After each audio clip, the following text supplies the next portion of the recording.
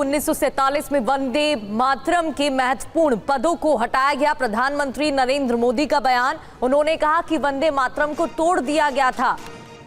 तो 1937 में ये हुआ, उन्होंने ये बयान दिया। 1937 में महत्वपूर्ण पदों में बदलाव किया गया, हटा दिया गया। 1937 में वंदे मातरम को तोड़ दिया गया था। प्रधानमंत्री का बयान, उन्होंने कहा कि 1937 में वंदे मातरम के टुकड़े किए गए थे। वंदे मातरम के विभाजन ने देश विभाजन के बीज बोए। वंदे मातरम से जुड़ा एक और विषय है जिसकी चर्चा करना उतना ही आवश्यक है। आजादी की लड़ाई में वंदे मातरम की भावना ने पूरे राष्ट्र को प्रकाशित किया था, लेकिन दुर्भाग्य से 1937 में वंदे मातरम के महत्वपूर्ण पदों को उसकी आत्मा के एक हिस्से को अलग कर दिया गया था। वंदे मातरम को तोड़ दिया गया था, उसके टुकड़े किए गए थे।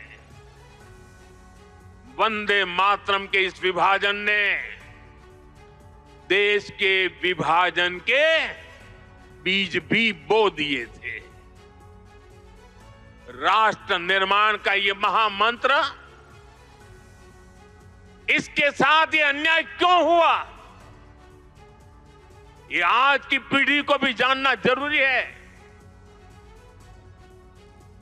और वंदे मातरम के 150 साल पूरे होने पर जयपुर में राज्य स्तरीय कार्यक्रम किया गया है। एक साथ वंदे मातरम गाया गया। इस मौके पर टीवी9 संवाददाता ध्वज आर्या ने राज्यवर्धन सिंह राठौड़ से बातचीत की है। मेरे साथ राज्यवर्धन सिंह राठौड़ हैं। सर, एक बड़ा इवेंट है और सबसे बड़ी बात है 150 साल हो रहे हैं वंदे मातरम के, क्या कहना है सर, आपको क्या संदेश है? राष्ट्र को एकजुट रखना आज इस दुनिया में सबसे महत्वपूर्ण जरूरत है।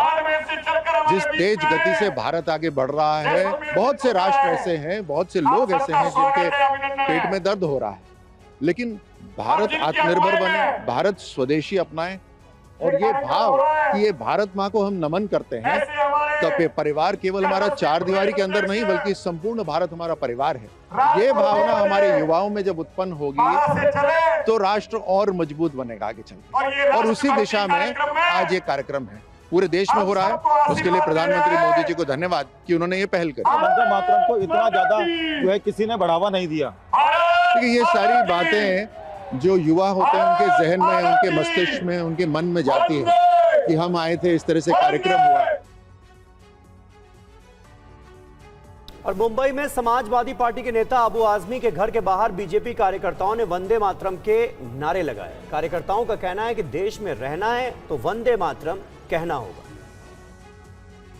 क्या कहना चाहेंगे आज के इस एकदम पवित्र 150 साल पूरे होने के उपलक्ष्य में आप लोग यहाँ पर क्यों जुटे हैं? आज हम राष्ट्र वंदे मातरम ये राष्ट्रगान है अपना, और ये 1876 में इसका ये हुआ है, अपने जन्म हुआ है।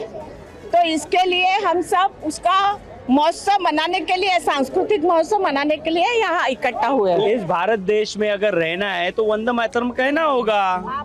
तो कोई भी जाति का हो, कोई भी कास्ट का हो, उसने वंदे मातरम बोलना चाहिए। पहले राष्ट्रपति डॉक्टर राजेंद्र प्रसाद जिन्होंने वंदे मातरम गीत को राष्ट्रगीत का दर्जा दिया है, वो गाने में कौन से धर्म को या कौन से पंथ को क्यों ऑब्जेक्शन होना चाहिए, ये हमारा सवाल है। बिल्कुल, थोड़ा बताएं।